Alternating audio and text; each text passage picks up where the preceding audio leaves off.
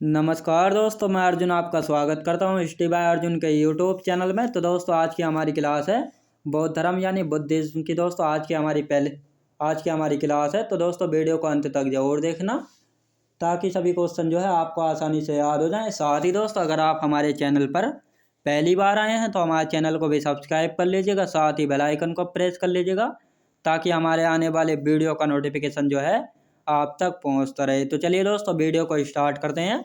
तो आज की हमारी क्लास है बौद्ध धर्म के बारे में जो है आज की हमारी क्लास है बौद्ध धर्म। दोस्तों बौद्ध धर्म के संस्थापक जो है महात्मा बुद्ध यानी गौतम बुद्ध जो है बौद्ध धर्म के संस्थापक हैं।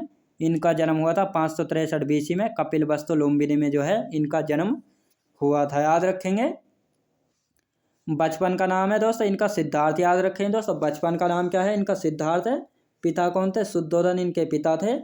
माता थी महामाया और विवाह हुआ था दोस्तों इनका 16 वर्ष की अवस्था में जो है इनका विवाह हुआ था। पत्नी थी यशोधरा और पुत्र कौन थे? राहुल इनके पुत्र थे, याद रखेंगे दोस्तों। गौतम बुद्ध बौद्ध धर्म के संस्थापक थे। जन्म हुआ था इनका 563 BC में कपिलवस्तु लुम्बिनी में।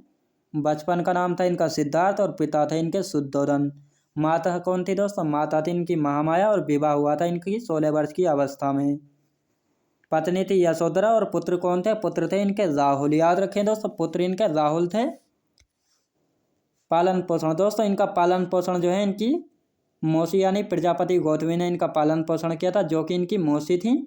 जीवन संबंधी 4 दृश्य देखे, याद रखें दोस्तों जीवन संबंधी जो है 4 दृश्य देखे जिनके देखने से जो है सिद्धार्थ जो है सन्यासी बनने की ओर जो है बढ़ गए थे। तो पहला बीमार व्यक्ति देखा, फिर बूढ़ा, फिर मृत और फिर सन्यासी। तो ये 4 दृश्य देखे थे जिनको देखने के बाद जो है सिद्धार्थ जो है सन्यासी बनने की तरफ जो है बढ़ गए थे, याद रखेंगे। गृह त्याग की घटना जो है कहलाई है महाभीष निष्क्रमण, याद रखेंगे। प्रथम उपदेश जो है कहाँ पर दिया था? प्रथम उपदेश दिया था सारनाथ में, याद रखें दोस्तों। यानी जब सिद्धार्थ ने गृह त्याग की घटना यानी गृह त्याग दिया था तो गृह त्याग की घटना जो है महाभीष निष्क्रमण जो है कहलाई है। जब इनको ज्ञान की प्राप्ति हुई थी तो प्रथम उपदेश इन्होंने कहाँ पर दिया था? सारनाथ में जो है दिया था। बौद्ध धर्म अपनाने वाला पहला डाकू कौन था? तो उंगली माल डाकू था जो कि श्रावस्ती में रहता था, याद रखेंगे। भाषा क्या थी इनकी? पाली भाषा थी, याद रखेंगे दोस्तों इनकी भाषा क्या थी? पाली भाषा थी। मृत्यु हुई थी इनकी 483 BC में जो है कुशीनगर में इनकी मृत्यु हुई थी, याद रखेंगे। यानी मृत्यु हुई थी 483 BC में हुई थी कुशीनगर में। मृत्यु की घटना जो है महापरिनिर्वाण जो है कहलाई है, याद रखेंगे। अब देखते हैं दोस्तों बौद्ध संगीति। बौद्ध संगीतियों के बारे में भी देखते हैं। बौद्ध संगीति दोस्तों 4 बौद्ध संगीति हुई थी बौद्ध धर्म में। पहली संगीति ये 4 संगीति वर्ष, स्थान, अध्यक्ष और शासक, याद रखेंगे। यानी पहली संगीति कब हुई थी? 483 BC में हुई थी, राजगृह में हुई थी। अध्यक्ष कौन थे? महाकश्यप अध्यक्ष थे। और अजातशत्रु के शासनकाल में जो है पहली बौद्ध संगीति जो है हुई थी। दूसरी बौद्ध संगीति 383 BC में हुई थी, वैशाली में हुई थी। सबकामीर इसके अध्यक्ष थे और कालाशोक सुब्बुमीर भी दोस्तों यहाँ पर देखने को मिल सकता है। तो बिल्कुल कन्फ्यूज जो है नहीं होना है, यह कालाशोक के शासनकाल में जो है हुई थी। तीसरी बौद्ध संगीति हुई थी दोस्तों 251 से लेकर 255 BC के बीच जो है तीसरी बौद्ध संगीति हुई थी। यह पाटलिपुत्र में हुई थी और मोगली पुत्र तिस्य यहाँ के अध्यक्ष थे। और अशोक के शासनकाल में जो है तीसरी बौद्ध संगीति जो है हुई थी। प्रथम शताब्दी में जो है चौथी बौद्ध संगीति हुई थी, कुंडलवन में हुई थी जो कि जम्मू कश्मीर में है।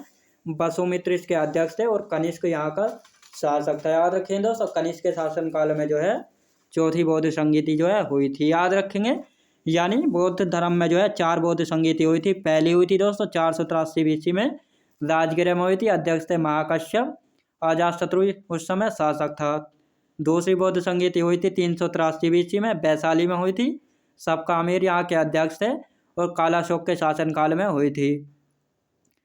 तीसरी बौद्ध संगीति जो है 251 से 255 BC के बीच में जो है हुई थी, याद रखें दोस्तों। पाटलिपुत्र में हुई थी। मोगली पुत्र तिस्य जो है यहाँ के अध्यक्ष थे और अशोक के शासनकाल में जो है हुई थी। चौथी बौद्ध संगीति प्रथम शताब्दी में हुई थी, कुंडलवन में हुई थी।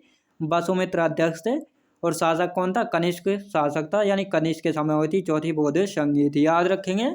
अब देखते हैं दोस्तों गौतम बुद्ध के जीवन से जुड़े प्रतीक, यानी गौतम बुद्ध के जीवन से जुड़े प्रतीक कौन कौन से हैं। गौतम बुद्ध के जीवन से जुड़े प्रतीक। पहला है दोस्तों कमल, कमल यानी जन्म का प्रतीक है। हाथी गर्भ में आने का प्रतीक। सांड यौवन यानी जवानी का प्रतीक। पदचिन्ह इनकी मृत्यु का प्रतीक है।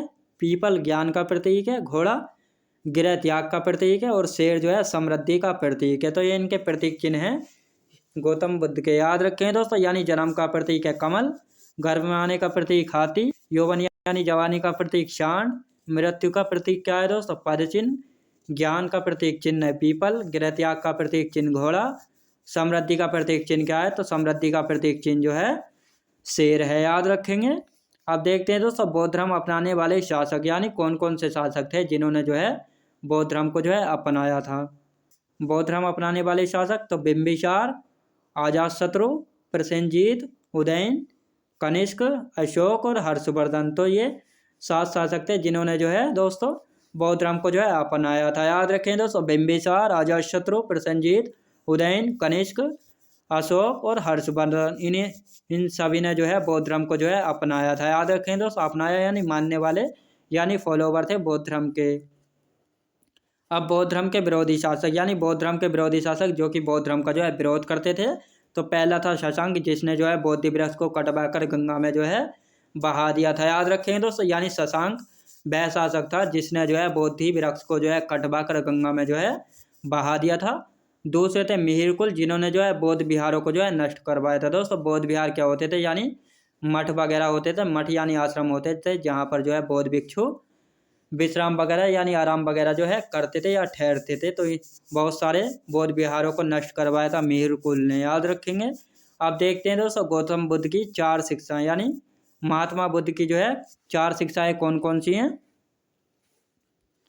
गौतम बुद्ध की 4 शिक्षाएं, तो पहली शिक्षा है दुख, यानी संसार जो है दुखों से भरा हुआ है। दूसरा है दुख का कारण है, अज्ञान और तृष्णा दुखों का जो है कारण है।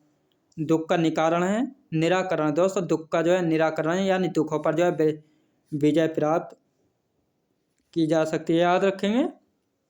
चौथा है दोस्तों दुख का निवारण है, यानी अष्टांगिक मार्ग से जो है अष्टांगिक मार्ग द्वारा जो है दुख का निवारण यानी दुख को जो है समाप्त यानी दुख को खत्म जो है किया जा सकता है, याद रखेंगे। यानी दुख, संसार जो है दुखों से भरा हुआ है। दूसरा है दुख का कारण है, यानी अज्ञान और तृष्णा जो है दुखों का कारण है। दुख का निराकरण, यानी दुखों पर जो है विजय प्राप्त की जा सकती है। दुख का निवारण, अष्टांगिक मार्ग द्वारा जो है दुख का निवारण जो है किया जा सकता है, याद रखेंगे। अब आते हैं दोस्तों बौद्ध धर्म जो है 2 शाखाओं में जो है विभाजित जो है हो गया था। ये 2 शाखाएं कौन कौन सी, यानी बौद्ध धर्म के संप्रदाय। बौद्ध धर्म जो है 2 शाखाओं में बढ़ गया था, पहला महायान और दूसरी हीनयान महाशाखा। तो महायान शाखा के लोग जो है महात्मा बुद्ध को जो है ईश्वर समझते थे, और हीनयान शाखा के लोग जो है महात्मा बुद्ध को जो है महापुरुष समझते थे, ना कि ईश्वर, याद रखेंगे। यानी बौद्ध धर्म जो है 2 शाखाओं में जो है बढ़ गया था। पहली थी महायान शाखा, दूसरी थी हीनयान शाखा। महायान शाखा को मानने वाले लोग जो है महात्मा बुद्ध को जो है ईश्वर समझते थे, ना कि कोई महान पुरुष, याद रखेंगे। और हीनयान शाखा को मानने वाले लोग जो थे वह महात्मा बुद्ध को जो एक महापुरुष जो है मानते थे, ना कि ईश्वर, याद रखेंगे। तो ये आज की क्लास थी तो दोस्तों हमारी बौद्ध धर्म की। मैं उम्मीद करता हूँ आपको वीडियो क्वालिटी कंटेंट वगैरह सभी कुछ आपको पसंद आया होगा। पसंद आया हो तो लाइक शेयर और सब्सक्राइब करना बिल्कुल भी ना भूलें। साथ ही दोस्तों अगर आप हमारे चैनल पर पहली बार आएँ तो हमारे चैनल को भी सब्सक्राइब कर लीजिएगा, साथ ही बेल आइकन को प्रेस कर लीजिएगा, ताकि हमारे आने वाले वीडियो का नोटिफिकेशन जो है आप तक पहुँचता रहे। तो चलिए दोस्तों मिलते हैं नेक्स्ट वीडियोज़ में।